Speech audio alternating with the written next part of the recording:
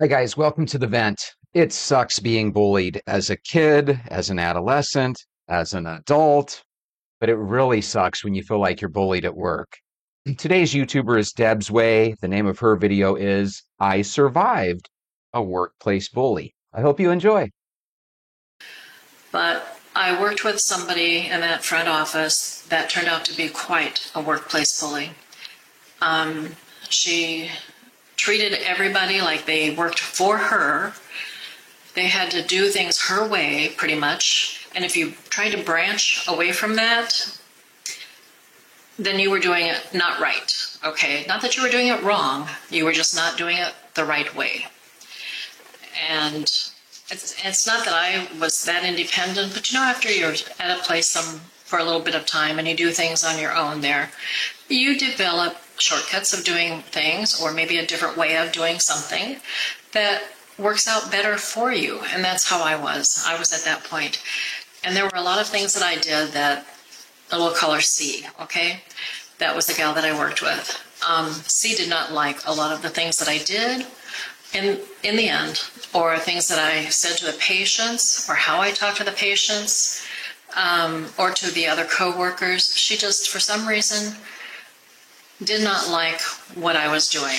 And Ooh, this one's starting off interesting because sometimes, let's say that the other person, C in this case, right? Let's say C is regimented and they're used to things being done a certain way. All of a sudden, they're transferred over to your department or whatever the situation is. They're new, right?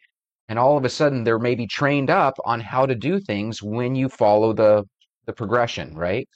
And all of a sudden, you're here with Deb, and Deb has her old school ways of doing things, ways of cutting corners. I could kind of see both people's point of view.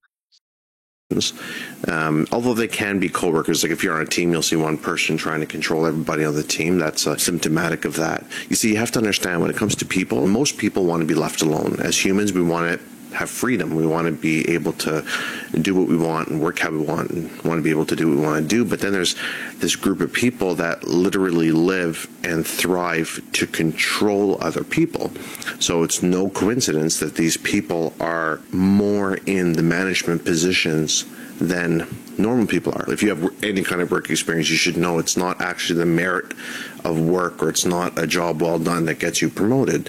I mean, anybody should know that. So it's really about other things. People that have this need to control other people and to have power over them, those are essentially psychopaths. There's different flavors of psychopaths. Okay, there's, it manifests itself different in women than in men, right? They lack empathy. They're not like you and me. They're not real people. They thrive off making other people miserable and making themselves feel good. How do you know you're being bullied in the workplace? Very simple. Micromanagement. Right, there's another situation. Sometimes we forget that our supervisor and manager has a supervisor and manager as well. It's called the boss, right? Sometimes when that supervisor and manager is behind closed doors, sometimes that boss says, hey, what are you going to do to improve the numbers? And sometimes the managers don't have any other great ideas other than micromanaging. So once again, I can kind of see the manager's point of view or the boss's point of view, but I can definitely also see this guy's point of view. His channel is called Diet and Recipes. And once again, he's got some good advice, not only for workplace bullies, but workplace psychopaths. Oh my goodness. she was very verbal about it to me and to other people in the clinic, the other workers. She complained about me to the other workers. I know that for a fact. And made it very rough on me at many different occasions. There were times when she'd be so upset with me or something that somebody else in the front happened to do that she would turn her back on us, not talk to anybody in the front area for the day or a couple days. She'd check in patients and talk to them a little bit. But after she was done with them, she would not converse with us. She wouldn't even look at us. She would turn her back to us, keep focused on her terminal, and she'd maybe be surfing the internet or she would be playing games on her phone. And that was acceptable. The manager knew this was happening. And Okay, this reminds me of a funny story. If there's any Seinfeld fans, do you guys remember when George came up with a brilliant idea because he was dealing with imposter syndrome? He didn't know what to do at his job and he didn't know how to do his job. So he came up with this genius idea that every time somebody put their head in his doorway of his office, he would look like he was upset at something that he was dealing with, right? He would just sit there and rub his brow, look all over the place like he was at a loss. And what would happen is the people would say, "Oh my God, George, good job, buddy. Keep going. You're doing a hell of a job," right? And then they'd be out the door, leaving him alone. Let's see, I was there for about 90 days when it really, really, really got rough. And prior to that, when you're new at an office, you have a 30-day appraisal, a review, whatever, and a 60-day review, and then a 90-day appraisal. And my 30 and 60-day reviews had been wonderful. I was nearing the 90-day, and everything just went real sour, real fast. We were at a point when C was not talking to me, and at that point, I was the only one working at the front desk, and her. So we were working together, but really we weren't working together. She did her thing, and I was left to do my thing. There had been another gal working the front desk when I first started, but I found out later that she had actually given her notice because of the way that C had been treating her. You have somebody, sometimes even a coworker, that is basically exercising control over you. What these people do is they befriend you at first, they slowly work their way in, they confide in you, they act like they're your friend, then all of a sudden they begin to start telling you what to do and telling you how your work is, and that's like from a coworker standpoint. You'll send out an email and they'll respond back and underline the fact that you have a mistake, and that's a form of, it's funny how nobody else does it except for the one person. That's actually a form of control. It's a form of them exercising control over you, them making you feel bad, and them trying to humiliate you. Now, usually though, again, I will say that it's coworkers, they're not much of a problem. But when you get to managers, and they call them micromanagers, there's no such thing as a micromanager. That is not a management style. If there is a micromanager is a psychopath. The psychopath is a workplace bully, which is the common term. Okay? That's what a micromanager is. There's no such thing as a micromanagement style.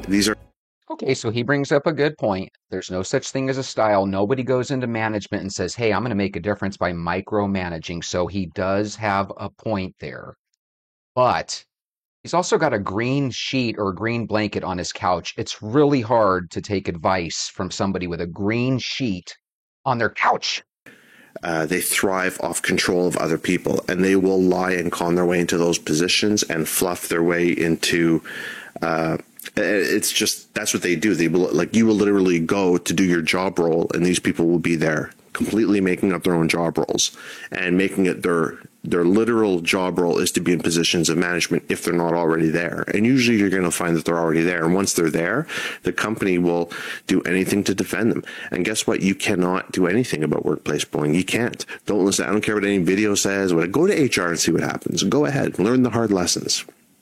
He brings up a good point. HR might have a couple of your good friends in there, but HR has one job, to make sure the company doesn't get sued. So he brings up an excellent point there. Your number one thought, top of head, might be, "Hey, I'm going to go to HR and make a complaint," or what have you. That's good to make a paper trail, but remember, at that point is when they might start doing a paper trail on you, and that's usually a red flag that, oh my God, your days are numbered. Now, the physical symptoms that come from bullying are not actually from bullying. They're physical symptoms of anxiety, stress. You'll be at your computer one day, then all of a sudden you'll start getting dizzy. Huh? Yeah, you get the dizzy spell right at your computer. Huh? Yeah. Don't think I don't know. Okay? And you'll research it, and sudden dizziness, and you'll think you'll have an inner ear infection or something like that. And it actually turns out to be that, yeah, you just had a panic attack. That's what that really was. And wanted to quit, but the manager talked her into staying, as if she would just stay until somebody new was hired in to take her place, and then she would be moved to the back to do checkout, which would get her a little bit of a distance away from C. That was agreeable to her, and then voila, I came on the scene, and I was the one to come to work at the front desk so she could go to the back. I missed her at the front, because when it was just C and me working there, it became, most days, pure hell. Okay? That's all I can say. It really, really was very, very, very difficult. And during a really bad period of time, I went to talk to the manager. It was before my 90-day review, and I asked her outright, because of things that C had told me, I said, do you have any issues with my work? I'm just wondering if there's any problem at all, if you see that I need some help with something in some area. And she assured me that no, I was doing just fine. I was doing exactly what she expected me to be doing at that point of my employment. There was no problem in her mind. Okay? So I then proceeded to tell her that I was having difficulties working with C and why. And she shared with me that she knew that C had some issues. She was working with C on some control issues that she had. And I thought, great, this is happening, and she knew about it. And these were exactly the same issues that I was having with her. The guy, Diet and Recipes, right? He knows better. He's like, don't even go to HR. What are you going to do at HR? That's not a good plan, that HR plan of yours, right? And then here we get with Deb. She's actually talking to a boss who I think has horrible skills, right? Think about this. A boss should not be telling you, yeah, we're having trouble with your manager, but we don't really know what to do about it. And we moved the other coworker of yours to the back so she didn't have to deal with it. That sounds to me like a situation where the employees are in control over the manager. If you've had situations like that, that can really make the blood boil. Please share. I was frustrated. I was a little angry, definitely upset. But what could I do? The manager told me that she would discuss the situation with C, and I believe she did. I didn't know what happened, but I believe she did, because a few days later, things were kind of heading back to normal at the front desk. But it would continue that way for a couple months more, where it would be good for a while and then bad and then good again. It would go back and forth, back and forth, back and forth.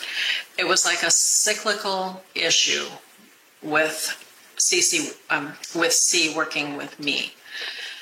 So finally, I went to HR. I called one of the HR reps, Human Resources, and I just asked if there was any type of training available, any type of video that might be available that I could watch that would help me learn how to deal with somebody like a workplace bully. And I explained the situation, what I was going through. And they said, no, they really didn't have anything, but I should talk things over with my manager. And I told them that I had, but things were not changing on a more consistent basis. So they suggested that I could possibly talk to the director and see if there was anything that could be done in that realm of things. And I just thought, no, the director was like the big boss. The director was my boss's boss type of thing. And I thought, I don't want to talk to that person. And after a while, I guess I figured out that it wasn't that I was doing something wrong. It was just the fact that I was there. And I was not allowing C to have total control of what I did on a daily basis at work. Bravo.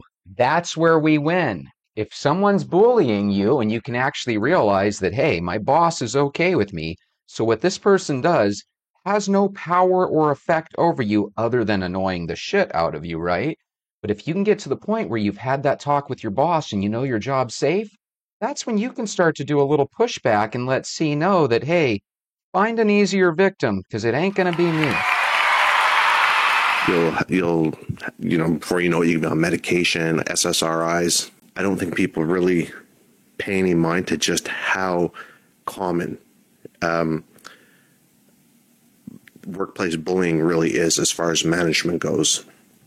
I don't really think that people really understand that, especially in the public sector, where people's jobs are guaranteed. And it's just because, they're not going to actually, it's not about sexual harassment. Which is ridiculous. I mean, they set up all these laws because you don't like, the fact that somebody told a joke about a a dirty joke or something. That's ridiculous, you know. But I mean, workplace bullying is far, far, far beyond anything like sexual harassment. It actually is a real problem. It can make you, it can drive you to, oh shit, it could drive you to suicide. So he brings up some interesting stories here, right? So now he's saying that, hey, you know, sexual harassment's kind of a joke compared to workplace bullying, where people can actually get panic attacks and commit suicide. So now we're starting to see the difference between the two. One person, Deb, is having a problem with a coworker bullying. It might really just be an annoying coworker, but it comes across as bullying. Diet and Recipes, this gentleman has a problem with management. But you want to know something? I read a lot of books. You read a lot of books. We all watch movies. What do we do halfway through the movie? We try to figure out the end of the story, right? To be honest with you, when it comes to Diet and Recipes story, it sounds to me like if you were to go to his manager or boss, they would have a thing or two to share about this guy, right? He might be one of those you want to get the full story on. And then as far as Deb's concerned, I think sometimes we have coworkers that just don't really come across as friendly. But there's one thing that we can do regardless of the situation. We can go on a walk and we can strategize with ourselves and we can come up with a plan. That plan might be as simple as putting our resume up on a job site like Indeed or Monster, right? To get our situation where we can maybe switch jobs. Or what we could do is we could have fun with a coworker and realize that they're powerless over us, like in Deb's case. Or what we could do is we could kind of blame the world like Diet and Recipes does, right? Now, are there managers that are legitimately bullying? Yes. That's where you got to use your gut. Because sometimes it is the man or woman in the mirror, but sometimes it really is the boss. Anyway, I hope you guys visit us again tomorrow when we reach out to some different YouTubers with the same old vents that bother people like you and me. Have a good night.